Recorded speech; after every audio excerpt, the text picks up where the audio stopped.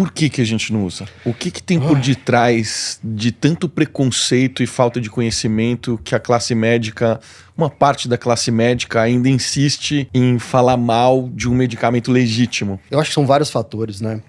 O primeiro deles é o fator que começou-se a descobrir lá para a década de 60 e começar a estudar mais com afinco os esteroides anabólicos para fins terapêuticos. No entanto, lá pela década de 70, as academias da Califórnia começou-se a utilizar. Lógico que o que utilizavam naquela época é muito menor do que se utiliza hoje em dia, mas foi lá que começou. E aquelas grandes muscularidades, aqueles, né, os freaks, né, as pessoas grandes demais, né, atrações de circo, basicamente, naquela época, né? Eles começaram... As pessoas têm um certo preconceito, porque até nem era conhecido que se utilizava muito isso. A partir de 1974, o Comitê Olímpico Internacional baniu. Então, você usar esse tipo de substância passou a ser antiético. Já começou daí. Em 1990, o Congresso americano vota o Ato 3 de controle de substância, então o esteroide anabólico passou a ser uma substância que precisava de receita médica controlada. Em 94, teve uma emenda em que passou a ser crime federal portar esteroide sem a receita. Então, ou seja, além de ser antiético, agora virou crime, né? E aí a gente tem vários casos, por exemplo, famoso, Ben Johnson, né, jamaicano, naturalizado canadense, foi o garoto propaganda do Stanozolol, ganhou muito bem do Carl Lewis, né, que também tinha exames antidoping positivados na outra temporada, né? No entanto, começou a mídia também a divulgar esses escândalos de doping como uma coisa desonesta. E claro, com esse uso muito espalhado, também aparecendo eventuais efeitos colaterais. Acontece que em 1990 surgiu a World Wide Web, a rede mundial, né? E aí isso começou a espalhar demais. Então é uma conjuntura de fatores.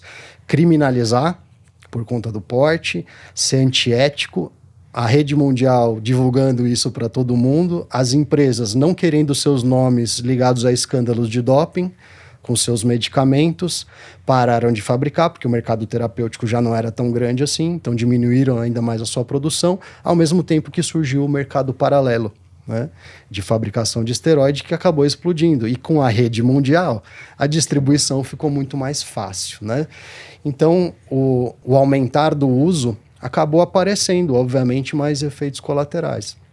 E a partir daí, passou-se, né, a estudar menos isso dentro da medicina, vamos dizer assim, ou divulgar isso, porque era uma coisa que era ilegal, era uma coisa que era antiética, e era uma coisa que dava efeitos colaterais, por exemplo, né? Então, acho que foi uma conjuntura de fatores que acabou fazendo isso. E eu colocaria ainda um quarto pontinho bastante polêmico, que é a questão da grana, né?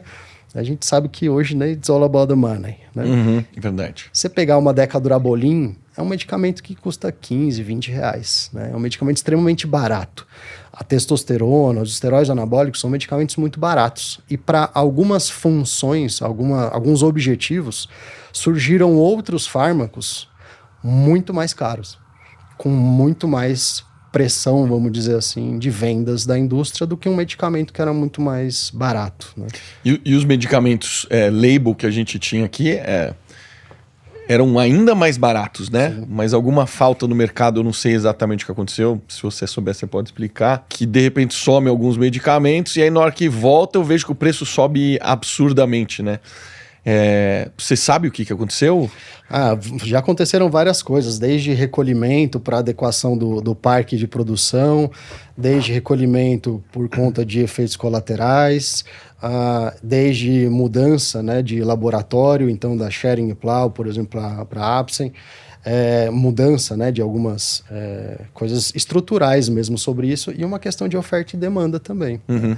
Você tem uma demanda muito grande e o preço vai subir. Né? Total. Então, o mercado terapêutico é menor e também essa pressão por poder ter uma regulagem maior. Essa subida astronômica que a gente viu em alguns medicamentos foi porque, segundo, né, foi repassado, que ficou sem aumento durante um bom tempo. E aí isso acumulou em cima de juros e tudo isso e de repente explodiu.